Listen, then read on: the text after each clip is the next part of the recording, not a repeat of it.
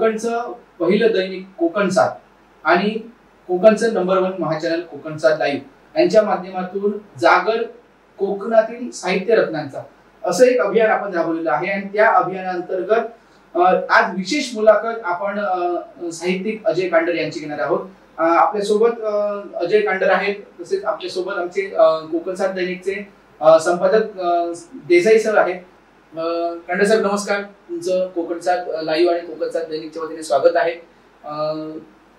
आमच्या या विशेष कार्यक्रमामध्ये आपण कोकणातील साहित्यिक हे कशा पद्धतीने पुढे चालतायत आणि साहित्यिकांमध्ये ह्या कोकणातील आपलं नाव एक दर्जेदार म्हणून ओळखलं जातं आणि त्या संबंधित आपली बहुतेक पुस्तकं देखील जी लिखित झाली आहेत, लेखक म्हणून तुम्ही प्रकाशित केलेली आहेत पुस्तकं आहेत आणि ती गाजली आहेत। काय सांगाल एकंदरीत या आपला अनुभव? खरं तर कोकणला खूप मोठी परंपरा आहे साहित्याची।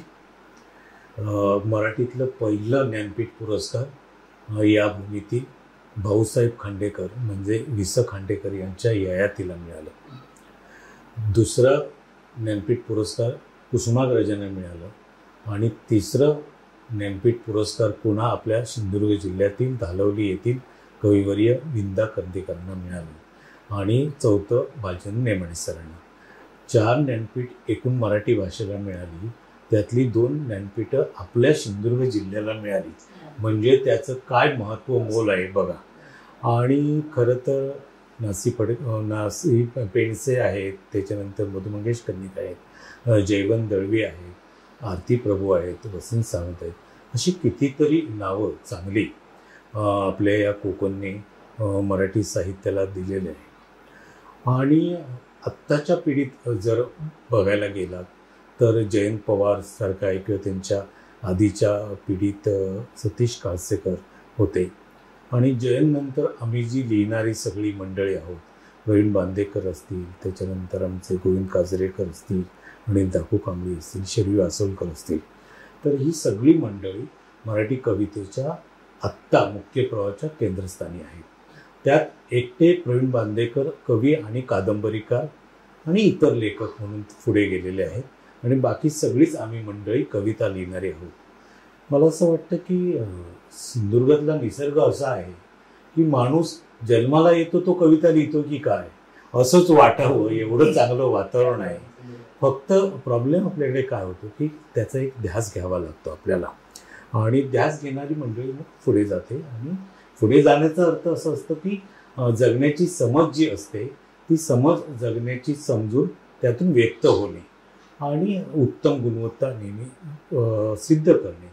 आणि आज खरं तर खूप चांगली मंडळी तळ कोकणात लिहित आहेत आणि तुम्हाला सांगितलं तर आश्चर्य वाटेल, कोकण म्हणजे पालघर, ठाणे, रायगड, रत्नागिरी आणि सिंधुदुर्ग या 4ही जिल्ह्यात अपवाद सोडून सिंधुदुर्ग जिल्ह्यातलीच साहित्यिक मंडळी खूप चांगल्या प्रकारे पुढे लिहित आहेत आणि पुढे जात आहेत। नक्कीच सर, हाच धागा पकडून मी आपल्याकडे येतो। खरं तर जागर कोकणातील साहित्य रत्नांचं ह्या आपल्या पूर्ण सदरातील हे दुसरं पुष्प आहे।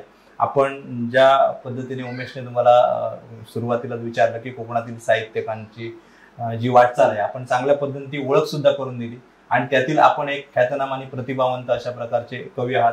आपल्या स्वतः एवढ्या साहित्याचा संपूर्ण राज्य सरकारने सुद्धा एवढ्या मोठ्या प्रमाणात या ठिकाणी खऱ्या अर्थाने दखल घेतली, त्याचं अनेक विद्यापीठात त्यानंतर अभ्यासक्रमात सुद्धा समावेश झालेला आहे। आणि अशा प्रकारची जी साहित्य रत्न आहेत ती जशी पूर्ण जरी आपण कोकण म्हणत असलो तरी तुम्ही म्हटलात ती वास्तव आहे की सिंधुदुर्ग ही खऱ्या अर्थाने त्याची मातृभूमी म्हणायला हरकत नाही आणि इथनच हे जे साहित्य रत्न आहे, कारण सिंधुदुर्ग ही रत्नांची खाण आहे, सगळ्या क्षेत्रातील या ठिकाणी अनेक कलाकार घडून गेलेत आणि तीच एक परंपरा, कारण साहित्यामध्ये वारसा म्हणू शकत नाही पण ही परंपरा आपण पुढे नेत आहे। काय सांगाल संपूर्ण एकंदरीत आपली जी वाटचाल आहे, दुसरं पुष्प आपण आमच्या दर्शकांसमोर घेऊन जातोय आणि ही सगळी जी आपली वाटचाल आहे ती कशा पद्धतीने पुढे आपण घेऊन जाणार आहात? खरं तर तुमचा जन्म, शिक्षण या सगळ्या ज्या गोष्टी आहेत त्या बावशी सारख्या खेडेगावात झाल्यात आणि कोणतीही आधीची साहित्यिक परंपरा नसताना तुम्ही या साहित्य क्षेत्राकडे वळलात आणि जो उल्लेख केला की इथला निसर्ग आहे कोकणातील, इथलं संपूर्ण परिसर आहे आणि यातूनच प्रत्येकाला जो मनुष्य मन आहे त्याच्यामध्ये कुठेतरी ती साहित्य जागृत होतं, कवी तयार होतो आणि तशा पद्धतीने आपली एंट्री झाली. याबद्दल काय विश्लेषण करा? खूप चांगला प्रश्न आहे. मी नेहमी सांगत असतो, आपल्याकडे कलेच्या क्षेत्रातली मंडळी म्हणतात की आम्हाला वातावरण नाही, पार्श्वभूमी नाही, म्हणून आम्ही मागे राहिलो. पण मला असं वाटतं ते अपवादात्मक असू शकतं. तुमच्यात आतली जिद्द असेल, ऊर्जा असेल आणि त्या कलेवरची निष्ठा असेल तर तुम्हाला मार्ग सापडतो. मी ज्या बावशीसारख्या परिसरातून आलेलो आहे, वाढत गेलेलो आहे, तिथे एकतर माझ्या घरची कुठलीच साहित्यिक पार्श्वभूमी नाही आणि गावातही पार्श्वभूमी नाही. आजही गावात वृत्तपत्र येत नाही, आजही ग्रंथालय नाही, आजही कोण गावातलं एखादं पुस्तक, एखादी कादंबरी, एखादा कविता संग्रह कोण वाचत नाही. अशा परिस्थितीतना शेतीभाती करणारी माणसं, गुरंढोरं राखणारी माणसं आणि अशा वातावरणात माझ्यासारखा कवी मराठीच्या मुख्यधारेत स्थिर होतो. तर याचं काय मूळ असेल असं मला वाटतं ना. मी याचा शोध घेतो तर मला असं वाटतं की ही सगळी मुळं आपल्या मातीतच आहेत. फक्त आपल्याला ती ओळखता यायला पाहिजे. आपल्याकडे वारकरी परंपरा आहे, भजनाची परंपरा, ती आमच्या गावातही आहे, आपल्या सिंधुदुर्गात आहे तशी. माझी आजी वारीला जायची आणि माझी दुसरी आजी सांगायची की तिला विठ्ठल या शेतातच शोधायचा. एक आजी वारीला जायची, दुसरी आजी सांगायची मुलाबाळांमध्येच विठ्ठल बघायचा आणि शेतातच. म्हणजे या दुसऱ्या आजीने मला सावतामाळ्याची परंपरा, कष्टाला किंमत द्यायची हे शिकवलं आणि वारीला जाणाऱ्याने श्रद्धा भक्ती काय असते, माणसांवर प्रेम कसं करावं हे शिकवलं. या दोन आजींच्या संस्कारातून मी घडत गेलो आणि भजनाच्या परंपरेतून भजनाचे जे संस्कार झाले त्यातूनच मी 7वी 8वीत असताना असे भजनाच्या चालीवर काहीतरी लिहायला लागलो. आजही माझ्या घरी ती डायरी आहे. आपण जे लिहितो ते अभंग म्हणता येणार नाही, पण अभंगाच्या चालीवर लिहिलं. अभंग संतांनी लिहिले, आम्ही कवितात लिहिणारी माणसं आहोत. तर त्या अभंगाच्या चालीवर मी लिहायला लागलो आणि कवितेचा फुटवा मला पहिला तिथे सापडला आणि तिथून कवितेची वाटचाल सुरू झाली. आणि नंतर मग मी माझा भाऊ कणकवली कॉलेजला यायचा, त्याने सांगितलं वृत्तपत्रात छापायला पाहिजे. इथे एक दैनिक होतं, त्या दैनिकाच्या रविवार पुरवणीत मी कविता प्रसिद्ध करायला जायचो. एक पुरवणी बघणारा एक आपल्याकडे संपादक असतो आणि मुख्य संपादक वेगळे असतात.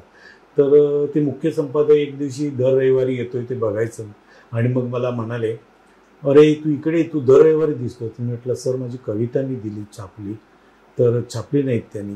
तर ते म्हणाले, अरे कविता लिहिणं हे भिकारपणाचं लक्षण आहे, तू जी कविता छापायचं काय मोठंसं, पुढच्या रविवारी घेतो तुझा, मला बातम्या गावातनं पाठव. मग मी बातम्या, कविता छापल्या जातील या आशेने बातम्या पाठवायला लागलो. मग मी तिथे बातमीदार पण झालो आणि माझ्या कविता पण यायला लागलो आणि त्यामुळे सुदैवाने वृत्तपत्रात पण आलो. म्हणजे माझा पोटा पाण्याचाही प्रश्न कवितेने सोडला तिथून आणि मग माझी कवितेची वाटचाल सुरू झाली. कवितेची वाटचाल सुरू झाली तुमची, तुमचे बहुसंख्य कविता असतील, गझल असतील आणि किंवा वेगवेगळ्या ह्या कविता आहेत आपल्या सगळ्या. तर गंभीरपणे समाजाकडे गंभीरपणे बघण्याची जो दृष्टिकोन आहे तो आपल्याला कवितेतून कसा काय? वा, खरं तर प्राथमिक स्तरावर हौशीच्या पातळीवर लिहिलं जातं आणि एकाएकी तुम्ही गंभीर वातावरणाकडे कधीच वळत नाही. म्हणजे पत्रकारिता असून दे, नाटक असून दे, चित्रपट असून दे, साहित्य असून दे, ती वाटचाल तुम्हाला खूप करावी लागते. आम्ही कणकवलीत काम करत होतो. मी त्यावेळी एका वृत्तपत्रात पूर्ण वेळ काम करायचो, कणकवली कार्यालयात पत्रकार म्हणून. आणि इथली सगळी माझी मित्रमंडळी होती, त्यांनी आम्ही चळवळ वगैरे सुरू केली.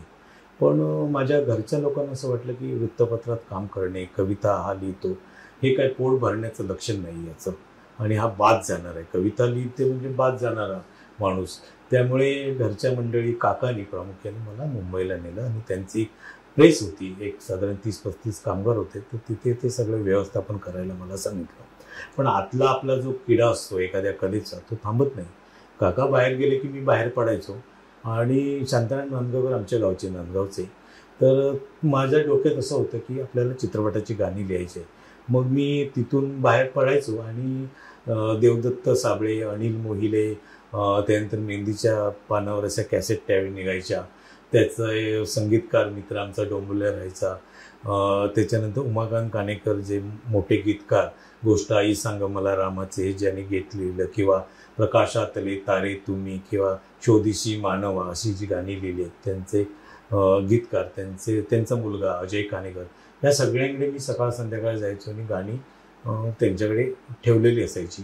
मग एक दिवशी डोंबिवलीला काव्यरसिक मंडळाच्या ज्यात प्रसिद्ध कवी मराठीतले ख्यातनाम आणि सचिन तेंडुलकरांचे वडील रमेश तेंडुलकर भेटले. ते आमचे गुरुवर्य असणारे वसंत सावंत यांचे शिक्षक, आणि त्यांना मी भीत कविता दाखवली. तर मला ते म्हणाले, अरे फार चांगली कविता लिहिण्याची शक्यता आहे आणि तू सिंधुदुर्गातला आहेस का? मी म्हटलं हो सर, तुम्हाला कसं कळलं? तर ते म्हणाले, नाही तुझी ही मालवणी बोलीतले शब्द आहेत ना, मला बोलीतले माहीत आहे, वसंत सावंत माझा विद्यार्थी. आणि मी म्हटलं सर नाव ऐकलेलं आहे. नाही तो सावंतवाडीत असतो आणि तू त्याला गावी गेलास की भेट. मी म्हटलं चित्रपटाची गाणी लिहिण्यासाठी वगैरे इकडे आहे. ते म्हणाले ते तसं काही डोक्यात घेऊ नको, मिळालं तरी पण तू चांगली कविता लिहिशील. आणि मग चांगली कविता म्हणून काय, मी म्हटलं सर काय वाचायचं? मग त्यांनी दामनस्कर कवी सांगितले, त्याच्यानंतर कवटेकर कुलकर्णी सांगितले, आणि काही कवी सांगितले, नारायण सुर्वे सांगितले, आणि यांचे संग्रह सगळे मी वाचले. आणि नंतर लक्षात आलं मुंबईत, अरे आपण ही चुकीचं काहीतरी चित्रपटाची गाणी वगैरे लिहितो आणि असं डोक्यात आहे. तर कविता ह्या सगळ्या पलीकडे आहे आणि खूप आपल्याला शिकायचं. आणि त्या अस्वस्थतेमधून मी इकडे आलो आणि त्याच वर्षी वसंत सावंतांना भेटायला कोजागिरी संमेलनाला गेलो. आणि तिथून मग मला वसंत सावंत भेटले, आमचे हे सगळे मित्र भेटले, सावंतवाडीतले प्रवीण बांदेकर, गोविंद काजरेकर, हे जी सगळी मगाशी नावं सांगितली ती. आणि तिथेच राजन गवस, रंगनाथ पठारे भेटले आणि मुख्य धारेकडे आलो. आणि मग त्यातून जी चर्चा होत गेली त्यातून एक समज येत गेली. मग आम्ही मित्रमंडळी काय करायचो, हे 2-3 नोकरी करायचे सगळे, कोण RPDला होता, कोण बांदा कॉलेजला होता, पण परमनंट नव्हते. मग आम्ही आमचेच पैसे काढायचो आणि पुण्या मुंबईला जायचो चर्चासत्राला, आम्हीच राहायचो तिथे, मजा करायचो. आणि ते सगळं वातावरण बघून एक समज वाढत गेली की हे जे आजूबाजूला बघतो, जे परंपरेने आपल्यापर्यंत पोचलंय ते वाईट नाही, पण त्या पलीकडलं आहे ही जाणीव झाली. म्हणून गंभीर कवितेकडे वळलो. नक्कीच. आपण पत्रकारिता आणि कवी त्यानंतर ह्या दोन्ही गोष्टीची सांगड घालत असताना सुद्धा, कारण कवितेला सुरुवात करता आणि तिथनं तुमची पत्रकारितेची एंट्री झाली, पण पत्रकारिता आणि कवी या दोन वेगवेगळ्या भिन्न अशा संकल्पना आहेत, दोन वेगवेगळ्या गोष्टी आहेत. हे सगळं जरी असलं तरी आपण या दोन्ही भूमिका आणि जबाबदाऱ्या अतिशय यशस्वीपणे पार पाडला. काय सांगाल, कशा पद्धतीने हे सगळं तुम्ही यशस्वीपणे पुढे नेलात? हो, खरं तर मला असं वाटतं की कुठलीही भूमिका असू दे, पत्रकार, कवी असू दे, कलावंत म्हणून असू दे, त्यातला माणूस आतला शाबूत असायला पाहिजे. तो जर शाबूत नसेल तर तुमचे गोंधळ होतात. माणूस शाबूत असणे म्हणजे असं की जी घटना घडते तर त्या घटनेकडे आपल्याला वरवर पाहता येत नाही. त्या घटनेला चारी बाजूनी बघावं लागतं, तपासून घ्यावं लागतं. म्हणजे उदाहरणार्थ आपण सगळे मित्र आहोत आणि मला एका मित्राने तुमच्या कोणाविषयी एखादी गोष्ट सांगितली, तर माझी ती एक सवय आहे, मी लगेच काही गैरसमज करून घेत नाही, काहीही रिलेशन बिघडत नाही. मी त्याचा मुळाशी जातो आणि मग सत्य शोधतो. आणि मग त्यातनं जर वाटलं सत्यता आहे तर मग तो पुढचा संवाद त्या प्रकारचा होतो. तर आपल्याकडे मुळाशी जायची सवय मला जन्मताच आहे. आणि मी आत्ता साधारण 20 वर्षानंतर जो बुद्धाचा विचार करायला लागलो, म्हणजे मी खरं तर किंवा आंबेडकरांचा विचार करायला लागलो. मी रक्ताने बाबासाहेबांचा अनुयायी नाही, पण मी विचाराने बुद्धाचा अनुयायी आहे. याचा अर्थच बाबासाहेबांचा अनुयायी आहे. तर आपल्याला ही जी चिकित्सा लागली ना, बाबासाहेब आणि बुद्ध आपल्याला नेहमी चिकित्सा करायला सांगतात, संशय घ्यायला नाही सांगत. आपल्याकडे काय होतंय, चिकित्सा म्हणजे संशय असं आहे, तसं नाही. चिकित्सा करायला, चिकित्सा आणि संशय याच्यात फरक आहे. तर ती मला पहिल्यापासून सवय लागली. त्यामुळे मी पण, आपण एकत्रच सगळे स्थानिक बातमीदारी केलेली आहे, पण मला असं नेहमी प्रश्न पडतात की जिथे बातमी सामान्य वार्ताहराची संपते तिथून मग खरी पत्रकारिता सुरू होते. आणि काही वृत्तपत्रात मी केले ते 5-6 वर्ष संपादकीय पानार कॉलम मी चालवला, माहीत आहे तुम्हाला. किंवा काही अनेक वृत्तपत्रांचे ते इथे नावं घेत नाही, महाराष्ट्रातले अतिशय प्रतिष्ठित वृत्तपत्रांमध्ये स्तंभलेखन मी 1-2 वर्ष केलेलं आहे. तर मला असं वाटतं की डोळस भान आपल्याला यायला पाहिजे. तसं भान आलं की पत्रकारिता आणि कविता ही एकाच नाण्याच्या बाजू आहे आणि त्या तेवढ्याच सक्षम असतात. उलट मला पत्रकारितेत आल्यामुळे मी कवी म्हणून मोठा झालो त्याचा अर्थ प्रसिद्धीने नाही, तर हे जे जग आपल्याला बघायला लागलं, म्हणजे आत्ता हे सगळं कसं घडतंय बघा. ऍक्सिडेंट झालाय, चला पुन्हा पंचायत समितीत जावा, पोलीस स्टेशनला, एकाच रिपोर्टरला सगळ्या गोष्टी आपल्याला करता येतात. आणि हे शतखंडित जगणं माझ्यापर्यंत असं एवढं थेट बोललं की मी हादरून गेलो. इथे अनेक हत्या झालेल्याच्या घटना आपल्याला माहीत आहेत, अनेक राजकीय सगळ्या माहीत आहेत, या सगळ्याचा साक्षीदार आहे. आणि काही तर एक हत्या तर आमच्या समोरच झालेली आहे 90-91ची. तर हे सगळं पाहताना असं वाटायला लागलं की अरे आपण माणूस म्हणून हादरे देत आहेत. तर ती बातमीदारी पण लिहिताना बातमी आपल्याला कमी लिहिता येईल, पण त्यातलं माणूस पण आहे ते आपण तपासत राहायला पाहिजे. कवितेतही तेच झालं. त्यामुळे या दोन गोष्टी समतोल झाल्या असं मला वाटत. निश्चितच तुम्ही म्हणता की माणूस म्हणून आपण एक पुढे बघितलं पाहिजे. तुमच्या या पत्रकारिता आणि कवी लेखनाकडे राजकीय भूमिका कधी आढळल्या असेल? राजकीय भूमिका आड आल्या नाही. त्याचं कारण असं आहे की आपल्याकडे समज नाही आहे माणसांची सगळ्या क्षेत्रातल्या. पत्रकारितेत आहे, साहित्यात आहे, चित्रपट कलावंत म्हणून आहे. मी आत्ता एका अभिनेत्याशी बोलत होतो, तिथे पण आमची हीच सगळी चर्चा आहे. आड येत नाही त्याचं कारण असं की राजकारण हे तुमच्या जगण्यालाच, तुमच्या पाचवीलाच पुजलेलं असतं. बरं. आपल्याकडे एक समज काय आहे की मतदानाचं राजकारण म्हणजे राजकारण. तसं नसतं. राजकारण हे तुमच्या पाचवीला असं पुजलेलं असतं. आपलं लग्न सगळ्यांचं झालं आहे आणि आपण दिवसभरात ना आपल्या पत्नीशी एकदा जरी खोटं बोललो तरी आपल्या संसारातलं ते एक राजकारणच असतं. हा, तर राजकारण हे असं सगळ्या गोष्टीला असतं.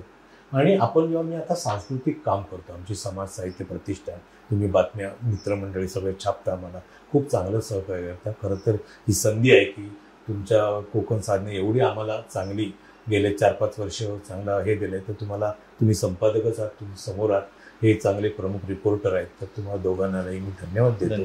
तर या सगळ्याच्या पार्श्वभूमीवर आम्ही जी हे केले तर ते भान असायला पाहिजे. पूर्वी कसं असायचं की साहित्य चळवळीला काहीतरी नाव द्यायचं. आम्ही असं नाव दिलं की समाज साहित्य प्रतिष्ठान, म्हणजे समाज असतो म्हणून साहित्याची निर्मिती होते. पण समाजच वगळला तर साहित्याची निर्मिती काय होणार? हे माझं पॉलिटिकली स्टेटमेंट आहे. ही जी संस्था आहे, हे काम आहे, पॉलिटिकली काम आहे माझं. मी इथे ज्या बाबासाहेबांच्या नावाने काम करू पाहतोय, ज्या फुलेंच्या नावाने, ज्या शाहूंच्या नावाने, किंवा या भूमीतले आप्पासाहेब पटवर्धन जे परिवर्तन करू पाहत आहेत, कोणी असू दे. हा, तर अध्यात्मले आपले जे गोव्यातले हे आहेत, आता पटकन मला नाव आठवत नाही, आंबे, काय नाव काय ते, आंबे. हा, तर सोयरनाथ आंबे, तर त्यांची अनेक कवनं बघा ना. तर आपल्याला या पद्धतीने पुढे जायचंय समाज घेऊन. तर हे माझं पॉलिटिकल राजकारण ना, सांस्कृतिक. तर ते सांस्कृतिक राजकारण करणे किंवा प्रत्यक्ष राजकारण करणे ह्यासाठी एक दृष्टी विस्तारायला पाहिजे. ही दृष्टी विसरली की हे प्रश्न होत नाही. आता आम्ही जे काम करतोय तर तुम्हाला सांगायला बरं वाटेल की आम्ही कुठल्याही राजकीय माणसाकडनं पैसे घेत नाही. आमचं हे आहे, आम्ही जेव्हा इथेच मीटिंग झाली होती, जे 10-15 लोक आम्ही एकत्र आहोत, तर तिथे असं ठरलंय की आम्ही स्वतः 5,000 रुपये काढतो, किंवा तुमच्यासारखा चांगला माणूस कोण असेल सामाजिक क्षेत्रात त्याने मदत केली तर ठीक आहे, पण राजकीय माणसाकडनं 1ही रुपया घ्यायचा नाही, त्याला स्टेजवरही बोलायचं नाही, पण तो सभागृहात बसला तरी चालेल, पण रसिक म्हणून बसवायचं. बरं, कारण त्याचा जो दृष्टिकोन असतो ना, त्यामुळे त्या सुरुंग लागतो, त्या सगळ्या कामाला हस्तक्षेप होतो आणि आपल्याला आत्ता परवडणारच नाही. अलीकडल्या 20 वर्षात ज्या पद्धतीनं अतीत धर्माचं राजकारणातून ध्रुवीकरण झालंय, माणसाचं भेद निर्माण केलं गेलंय, तर त्यातून आपण या पद्धतीने काम करतोय. म्हणूनच की जगण्याची समज त्या प्रकारे असेल तर हे प्रश्न आपल्याला उपस्थित होतो. बरं, आव्हानोल नंतर आपला दुसरा काव्यसंग्रह जो आला तो हत्ती इलो, आणि मला वाटतं हत्ती इलो मध्ये आपण जो संपूर्ण सारांश घेतलेला आहे तो कोकणातील राजकीय प्रवृत्तींवर भाष्य करणारा असाच होता. तर काय नेमकं या कवितेची पार्श्वभूमी काय सांगाल, कशामुळे ही कविता आपल्याला सुचली, इथलं राजकीय पॉलिटिकल जो संपूर्ण एक किडाच म्हणायला हवा तो जो सुरू असतो तो त्यावर काय हत्ती आला म्हणजे कोकणातच हत्ती आहेत, कारण हत्ती म्हटल्यानंतर हत्तीकडे पण तुमच्या नजरेत हत्ती वेगळा. खरं तर या हत्ती संदर्भातल्या अनेक मुलाखती लोकांना घेतल्या आणि खूप मजेशीर मुलाखती झाल्या. पण तो जो हत्ती लिहिण्याचा काळ, लिहिण्याचा पेक्षा प्रसिद्ध झाल्याचा काळ हा माझ्या मनात आपोआप दहशत निर्माण करणारा होता आपणच. आणि त्या पद्धतीची थोडी दमदाटी झाली. म्हणजे महाराष्ट्र टाईमला आमच्या प्रवीण बांदेकर कादंबरीकारांनी एक लेख लिहिला आणि त्यात असं म्हटलं त्यांनी की अजय कांटरसारखा तरुण कवी ही एके बाजूला अशी छान दीर्घ कविता हत्तीलो राजकीय स्टेटमेंट करणारी कविता लिहितो आणि एखादा ज्येष्ठ लेखक सगळीकडे राजकीय समर्थन, बाकीच्या गोष्टी सांगत नाही, कोणाचं नाव घेत नाही, राजकीय समर्थन करणारी पुस्तकं लिहितात. तर हे महत्त्वाचं विधान आहे अजयचं आणि यावर आपल्याला सलाम त्याला करावं लागेल. तर इथल्याच राजकीय माणसांनी पत्र लिहिलं महाराष्ट्रामध्ये, कोकणात किती हत्तींनी कावळे हो, आम्हाला काही फरक पडत नाही, आम्ही अशा लोकांचं बघून घेऊ. ही धमकीच होती खरं तर.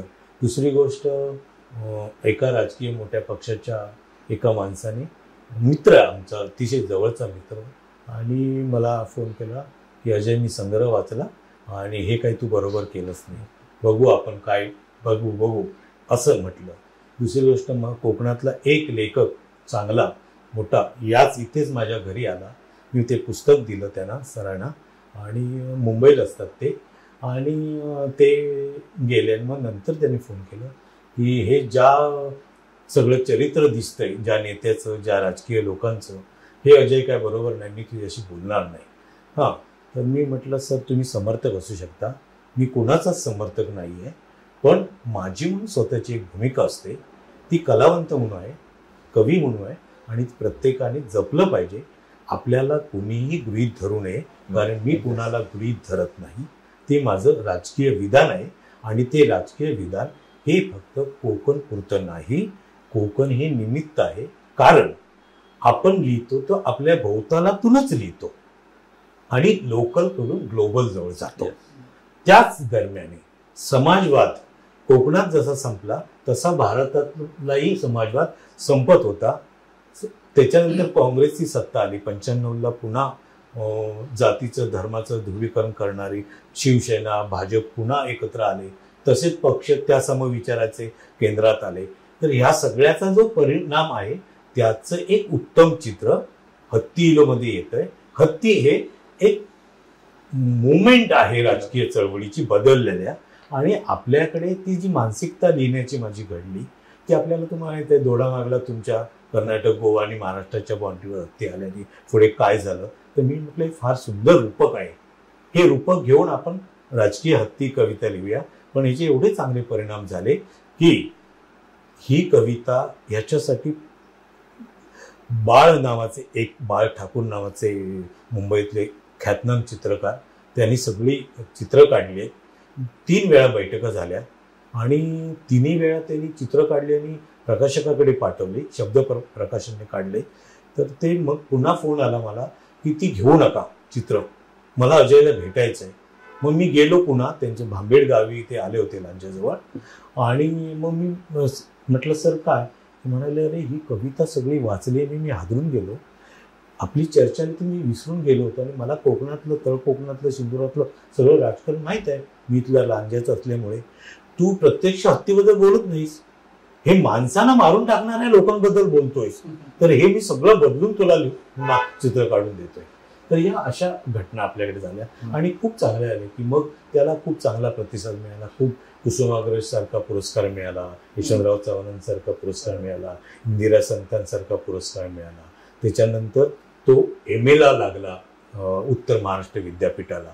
त्याच्यातले काही पीस याला अनुवादित झाले, हिंदी इंग्रजीमध्ये अनुवाद झाले. त्याच्यानंतर आत्ताच आमचे मित्र निधन झालेले राजा शिरगुप्पे आजऱ्याचे, त्यांनी ग्रामीण महाराष्ट्र शोधयात्रा माझ्या गावाकडनं सुरू केलं, म्हणजे सिंधुदुर्गातनं. तर तिथे हे सगळी चर्चा करून त्या पुस्तकाची सुरुवातच या हत्तीगोची काही पीस वापरून केलेलं, एक चांगला प्रतिसाद मिळाला. निश्चितच तुम्ही हत्तीगोची चांगली संकल्पना त्या पुस्तकात मांडली आहे. मी एक असा प्रश्न विचारतो की आपण म्हणतोय की गौतम बुद्धांच्या विचारांचे आणि बाबासाहेबांचे जे विचार आहेत ते आपण आचरणात केले आणि ते आपण ह्या गेल्या 20 वर्षामध्ये लोकांसमोर किंवा समाजासमोर येण्यासाठी आपण प्रयत्न करतात. बाबासाहेबांवर आमची कविता लिहिली त्यावेळी आपल्याला कुठला एक वर्ग दुखावला किंवा समाज दुखावला असं काही झालं? आपल्याकडे खूप गोष्टी घडलेल्या आहेत. आत्ताच सावंतवाडीला 8 दिवसापूर्वी माझं व्याख्यान झालं बाबासाहेब समजून घेताना. गोव्याकडे जाताना ते स्मृती स्थळ आहे बाबासाहेबांचं. बाबासाहेबांची सभा तिथे झाली होती 1935 साली. एका केससाठी आले होते. तर ते भाषणाचे व्हिडिओ सगळीकडे आत्ता फिरत आहेत आणि उलट्या सुलट्या प्रतिक्रिया दिल्या जात आहेत. मला असं वाटतं की बाबासाहेबांकडे मी एकाएकी वळलो नाही. खरं तर मी लहानपणापासून ज्या मी समाजातनं आलोय, ज्या 96 कुळी मराठा समाजातनं आलोय आणि गावचा पटेल बिटेल, तर ही खूप उशिरा आली समज की माणूस एकच असतो, जात नसतो, धर्म नसतो, कोणच नसतो. आणि मी त्या विचारापर्यंत पोचायला मला खूप कालावधी गेला. खरं तर मी खूप जातीयवादी होतो, मी धर्मवादी होतो, देव मानणारा होतो. मी आता पूर्ण नास्तिक आहे. पण मी कोणाच्या श्रद्धेच्या विरोधात नाही. माझं म्हणणं मांडतो, पटत असेल तर त्याने कोणीही स्वीकारावं, पण आपण कोणाच्या श्रद्धेला विरोध नाही करायचा, आकणतांडव नाही करायचा, आपले मुद्दे मांडायचे. कारण माणूस एकत्र असला तर तो सुधारणार ना, बदलेल. माणसाला तोडून का उपयोग आहे? तर बाबासाहेबांकडे वळण्याचं कारणच माझी आजी आहे. तर बाबासाहेबांकडे आजी सांगायची की आजीला माझ्या बाबासाहेब वगैरे काही माहीत नाही. आजी सांगायची की हे जे सगळी पटेलकी गावातली आहे ना, ही खोटी आहे. म्हणजे आम्ही मंदिराची पूजा करायचो, आमच्या पंजोबांकडे ते मंदिराची सगळी सेवा होती, मग आम्ही शेजाऱ्यांकडे दिली. मग यातून माणूस बाहेर पडणं कठीण असतो. आज आपल्याला माहित आहे गावातलं ती सगळीच वातावरणात कसं राहणार. आणि आजही घरच्या लोकांना, घरचे लोक सगळे एके बाजूला, मी विचाराने एके बाजूला. तर मला असं वाटतं की तिथपर्यंत जाण्यासाठी आपली जी दृष्टी असते ती दृष्टी विकसित व्हायला पाहिजे. ही दृष्टी माझ्या आजीने विकसित केली.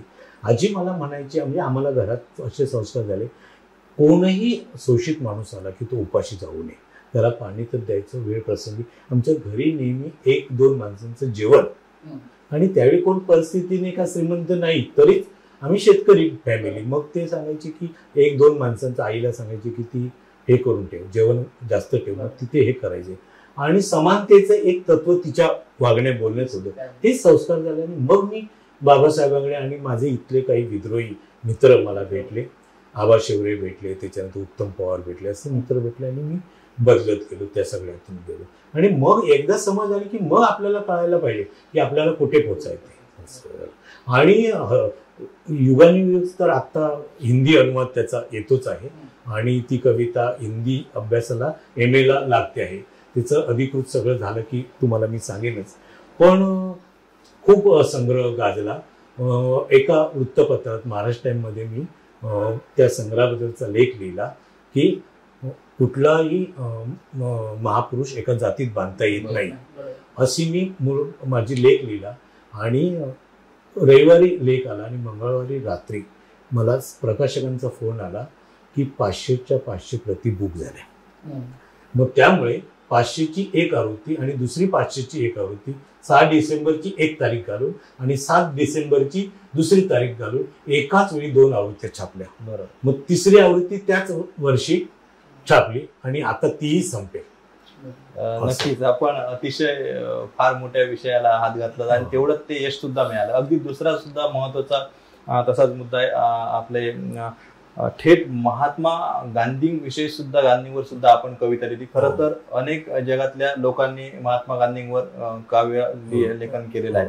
पण आपण जी कविता लिहिली, काय त्याचं वैशिष्ट्य होतं आणि आपल्याला या कवितेमागचं वेगळेपण आपण काय सांगाल? कसं आपल्याला वाटलं की आपण महात्मा गांधींवर कविता केली पाहिजे? कारण आपलं लेखन जे आहे, वक्तृत्व आहे, सगळ्या परखड गोष्टी आहेत आणि अशाच पद्धतीने हे सुद्धा काव्य आपण साकारलं. खरं तर इतर कविता ज्या आहेत त्या डोक्यात आधी काहीतरी येऊन असं झालेलं आहे. पण महात्मा गांधींवरची जी कविता आहे ती काही एका प्रसंगानिमित्ताने मग लिहायची सुचली. मी एक महात्मा गांधींचा पीस कवितेचा लिहिला होता आणि तो तेवढाच संपवलेला होता. आमचे सुशील धसकटे म्हणून आहेत कादंबरीकार प्रकाशक, ते दिवाळी अंक काढत होते महात्मा गांधींवर. तर 2 वर्षापूर्वी लोहिया आणि गांधी असा एक दिवाळी अंक काढला त्यांनी. तर ते म्हणाले मला की तुम्ही एक कविता आम्हाला महात्मा गांधींवर द्या. आणि ज्येष्ठ संपादक आणि लेखक मराठीतले मोठे असणारे महावीर जोंधळे भाई, तर त्यांनी लोहियांवर कविता लिहायची असं ठरलं. माझी कविता पाठवल्यावर सुशील दसकटेंना एवढी आवडली की ते म्हणाले की तुम्हाला तुमचा पिंडच आहे दीर्घ कवितेचा, तर मला तुम्ही ही कविता पुढच्या 4-5 महिन्यात पूर्ण करून द्याल का, मी यातून ती छापतो. तर मी म्हटलं ठीक आहे, प्रयत्न करतो. मग लिंक लागली, मी कविता लिहिली. पण मी त्यांना असं म्हटलं की मी जेव्हा बोलतो किंवा मी जेव्हा लिहितो ते कोणाचं चरित्र सांगणे हा आपला हेतू नाही. त्या महात्मा गांधी असतील, आपले बाबासाहेब आंबेडकर असतील, महापुरुष कोणताही असतील, त्याचे विचारणे आजची प्रश्न हे सांगण्याचं आहे ना. प्रश्न उपस्थित करणे, व्यवस्थित हस्तक्षेप करणे हाच लेखकाचा, पत्रकाराचा आपला भाग असतो. मग त्यानंतर मग ते म्हणून हरकत नाही, तुमचं स्वातंत्र्य आहे. मी ती कविता लिहिली आणि मी सगळी कविता 50-55 पानांची पाठवली. मग ते म्हणाले अरे हे चांगलं पीस झालंय आणि तुम्ही एक काम करा. धसकर सर म्हणाले कारण सर मी यातले 4-5 भाग फक्त छापतो आणि ही कविता कोणाला देऊ नका, तुम्ही जर परवानगी देत असेल तर मी लगेच दिवाळी अंकानंतर याचं पुस्तक करतो. ओके. आणि बरं झालं. मग ती कवितेतले 4-5 भाग पाठवले आणि गेल्या वर्षी 2 ऑक्टोबरलाच पुण्यात त्याचा मोठा प्रकाशन सोहळा झाला आणि त्याला आता खूप चांगला प्रतिसाद मिळतोय. आता 1च वर्ष झालंय, त्यालाही खूप चांगला प्रतिसाद मिळतो. पहिली आवृत्ती अशीच बुक झाली पहिल्या 8-10 दिवसात आणि नंतर दुसरी आवृत्ती हे झालेली आहे आणि त्याच्यावर चांगली चर्चा होते. नाथपै सेवंगनी आमचे जे ज्येष्ठ मित्र चळवळीतले आहेत, ॲडव्होकेट देवदत्त परोळेकरी नाथपै सेवंगनचे अध्यक्ष, त्यांनी हेमंत देसाई, मुकुंद कुळे अशा दिग्गज लोकांना बोलून आणि काही महत्त्वाचे लोकांना बोलून त्यांनी एक चर्चासत्र आयोजित केलं होतं ह्याच्यावर आणि याच्यावरचा एक समीक्षा ग्रंथही आता लवकरात लवकर येतो. त्यामुळे चांगलं चाललंय, ते संग्रह पोचला. नक्कीच सर. खरं तर तुमचं एवढं या काव्य क्षेत्रामध्ये, साहित्य क्षेत्रामध्ये काम आहे की एका मुलाखतीमध्ये ते संपू शकत नाही. पण शेवटी वेळेची मर्यादा आहे, त्यामुळे आपल्याला कुठेतरी थांबावं लागेल. पण हे सगळं करत असताना सर आपण काव्यातून अनेक गोष्टी मांडत आलाय. पण आज सध्याचं जे राजकीय आणि सांस्कृतिक वर्तमान जे आहे ते आत्मनिष्ठ होत चाललंय आणि कवितेपेक्षा वास्तववादी गद्य लेखनाला कुठेतरी ते जवळचं येत आहे. तर तुमच्या अलीकडच्या कवितांमध्ये राजकीय आणि सांस्कृतिक हा वास्तवाचा जो वेध आहे तो घेण्याचा आपला प्रयत्न तर दिसतोय. तर तुम्हाला असं कधी वाटलं का हे सगळं आपण या ठिकाणी गद्यातून मांडावं, जास्तीत जास्त तळागाळापर्यंत हे पोचावं, असा कधी विचार आला का? खरं आहे तुमचा आणि अतिशय महत्वाचा प्रश्न आहे. मराठीतच नाही, जगभरातले, म्हणजे माझं इंग्रजी कच्चं आहे, पण मी ही जी सगळी पुस्तकं आहेत त्यातून जे अनुवादाची पुस्तकं मी घेतो तर ती जी इंग्लिश लेखकांचे वगैरे वाचलेले लेख आहेत, तर सगळेच मोठे लेखक पहिले कवी होते. म्हणजे आमचा प्रवीण बांदेकर मित्र मराठीतला महत्त्वाचा कवी म्हणून ओळखला गेला. नंतर आत्ता 10 वर्षात कादंबरींकडे वळले आणि कादंबरीत राष्ट्रीय पुरस्कार त्यांना मिळाला. तर ही पण असे आजूबाजूचे चांगले लोक लिहितात, तर ती पण आपल्याला प्रेरणा असते. आणि दुसरी गोष्ट अशी की राजकारणातला हस्तक्षेप जो असतो तसाच हस्तक्षेप तुम्हाला लेखक कवी म्हणून करावा लागतो आणि तो हस्तक्षेप करताना कादंबरी किंवा अन्य स्तंभलेखन किंवा ललित लेखन त्या पद्धतीचं लिहिलं गेलं पाहिजे. आता बघा, मी विचार करताना गांधीजींच्या कवितेचा, मला गांधीजींच्या कवितेचा विचार करताना मला बुद्ध आठवत होता. कारण गांधी आणि बुद्ध यांमध्ये काही साम्य आहे. आपला काही विद्रोही वर्ग आहे तर त्यांना असं खटकतं की गांधींना बुद्धाशी जोडलं तर, पण मी कवितेशी जोडलेलं आहे, मी ते जाहीरपणे बोलत असतो आणि त्याची तशी रचना पण कवितेत आहे. तर हाही माझा एक सांस्कृतिक राजकारणाचा भाग आहे. आणि गेल्या 90 नंतर जे राजकारणाचं जे काय चाललं आहे, प्रामुख्याने मुंबईतली दंगल आणि बॉम्बस्फोट आणि जो तिकडे जी मशीद उत्तर प्रदेशमध्ये पाडली गेली, तर त्यावेळी मी मुंबईतच होतो आणि त्यावेळी तिथे एक वर्षभर नोकरी करत असल्यामुळे बॉम्बस्फोट जवळून वरळीला मी बघितले, माणसांचे खच बघितलेले, प्रेतांचे दंगली जवळून जाळपोळ बघितलेलं आणि त्याचा एक मोठा परिणाम माझ्या मनावर झालेला आहे. तर आपल्याला ह्याचं एक भान असायला पाहिजे आणि या सगळ्यातून लिहिताना सांस्कृतिक हस्तक्षेप नावाची गोष्ट आहे ती सतत आपण करायला पाहिजे. आता वातर नावाचा एक संग्रह माझा 1-2 वर्षात येईल, आता प्रकाशकांकडे पाठवलेला आहे. वातर म्हणजे असं आहे की गेल्या 10 वर्षात तुम्ही बघितलं धर्माचं, जातीचं, धर्माच्या नावाखाली माणसांना मारलं गेलं, घरं जाळली गेली, जातीचं ध्रुवीकरण गेलं, माणूस मित्र एकत्र होते ते एकमेकांकडे संशयाने बघायला लागले आहेत आणि ह्या सगळ्याच्या मुळाशी राजकारणच असतं. तुम्ही कोणाचंही उपोषण सोडवण्यासाठी सरकारने प्रयत्न करून दे, कोणालाही यशस्वी योजना राबवून दे, त्या सगळ्या सत्तेवर येणाऱ्या प्रत्येक आपल्या विचाराचं जरी सरकार असेल तरी त्या सरकारचा हेतू निवडणूक जिंकणे हाच असतो. म्हणूनच माझ्यासारखा कवी असेल, तुमच्यासारखा चांगला पत्रकार असेल, त्या प्रत्येकाला असं वाटायला पाहिजे की आपल्या विचाराचं सरकार असेल. म्हणजे मी समाजवादी विचारसरणीचा आहे आत्ता आणि माझं घर काँग्रेसचं होतं, माझे वडील काँग्रेसचे सरपंच होते, तर मी काँग्रेसचं सरकार असेल तरी मी त्या सरकारच्या विरोधातच बोले. तर हे जे भान असतं आणि त्यातून हे सगळं लेखन होतं. मला असं वाटतं की जर असंच ज्याचं लेखन पुढे ज्या भाषेतून गेलंय तीच कविता, तीच कादंबरी पुढे गेलाय. आत्ता तुमच्या प्रश्नाचा मूळ मुद्दा असा आहे की तुम्ही सांगितलेलं हे मी मान्य केलेलं आहे, तर त्याचा एक प्रयोग मी केलेला आहे आणि आत्ता एका दिवाळी अंकात आलेला आहे. तर मला कादंबरीचा कौतुक लिहिणाऱ्यांचं मोठं असं आहे की 500-500 पानाची कादंबरी लोक लिहितात आणि तिथे बसून आम्ही असे प्रयत्न केले, पण मुलखाचे आम्ही आळशी माणसं आहोत. आपल्याला पटकन कागदार लिहून दुसऱ्या दिवशी नाव छापून बघायची सवय आहे. धीर नाही ना आपल्याला, पत्रकारांचं धीर नाही. आधी लगेच आलं की आपण ते सगळं बघतो, म्हणजे माझ्याच आपण व्हॉट्सअपला पाठवतो, आपल्या समविचारी लोकांपर्यंत देतो आणि ते खरंच आहे. त्यांना बातमी पोहोचवणे आपला धर्म आहे आणि त्यातून योग्यच आहे. मग 500 पानाची कादंबरी कोण लिहिणार? तरी मला माझे एक मित्र होते, जॉन डिसोजा नावाचे, ते देह विक्री करणाऱ्या महिलांसाठी काम करायचे मुंबईत आणि गोव्याला कला अकादमीत 10 वर्षापूर्वी त्यांची ओळख झाली. नंतर खूप मैत्री झाली. 65-70 वर्षाचे होते आणि त्यांनी मला करोनाच्या काळात एकदा फोन केला. दिव्य मराठीला माझं सदर त्यांनी वाचलं. मला म्हणाले ते की अजय तू ये इथे, आपण देहविक्री करणाऱ्या सगळ्या वस्तीत फिरूया आणि तू ते तुझ्या कॉलममध्ये 2-3 लेख लिही, इथे कोणाला आधार मिळेल. मी म्हटलं सर नाही, माझी तब्येत हे प्रॉब्लेम आहेत आणि मी येऊ शकत नाही. मग ते म्हणाले मी फोन जोडून देतो. मग त्या महिलांशी जोडून दिलं. मग ते 2 लेख मी त्या कॉलममध्ये, स्तंभलेखनामध्ये दिव्य मराठीच्या लिहिल्या आणि नंतर पुन्हा त्यांचा आग्रह आला की करोना खूप कमी झालेला आहे, मी तुझी सगळी काळजी घेतो, तू ये. मग मी धाडस करून गेलो की मलाही ते जग हे काय नेमकं आहे आपल्याला माहीत असायला पाहिजे आणि कवी म्हणून, लेखक म्हणून आपण ह्या सगळ्या दृष्टीकडे बघायला पाहिजे. परंपरेने हे संकुचित, हे असं करणार नाही, हे जग वाईट आहे असं बघता येत नाही आणि जगातली कुठलीच बाई वाईट नसते. माझी कविताही त्या पद्धतीची आहे. आणि मग मला ते कामाटीपुरामध्ये घेऊन गेले. त्याच्यानंतर मला त्या ह्याच्यात घेऊन गेले, गोलपिटा भागात घेऊन गेले. त्याच्यानंतर ग्रँड रोडला घेऊन गेले, गिरगावला घेऊन गेले. असे जे सगळे रेड लाईट एरिया आहे त्या भागात सगळे 3 दिवस आम्ही फिरलो आणि तिथलं जे भयानक दुःख आहे, तर ते दुःख एका ह्याच्यात 4-5 हजार शब्दाच्या ह्याच्यात आत्ता अक्षरलिपीच्या दिवाळी अंकात अंधारातल्या सावल्या.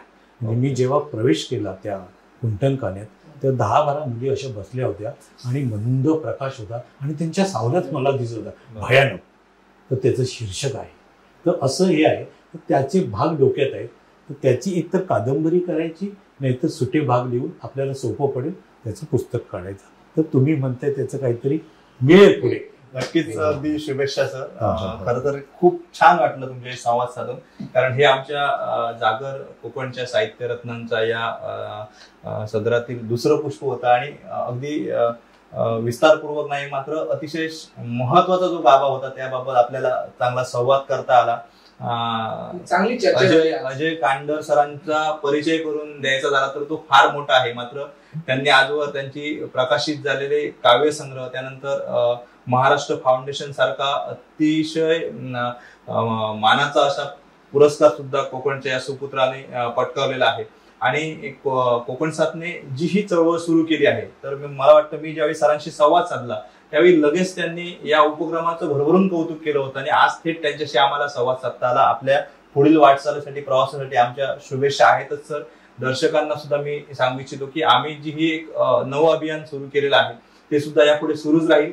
नवीन नवीन कोकणातील जे आमचे दिग्गज प्रतिभावंत साहित्यिक आहेत, नवसाहित्यिक आहेत, या सगळ्यांपर्यंत आपण पोहोचणार आहोत. मात्र वाचकांचा आणि दर्शकांचा जो प्रतिसाद मिळतोय तो खऱ्या अर्थाने आम्हाला अधिक पाठबळ देणार आहे. नक्कीच आता या पूर्ण पुष्पामध्ये आपण इथेच थांबतोय. लवकरच आपण भेटू नवीन पुष्पामध्ये. धन्यवाद. धन्यवाद.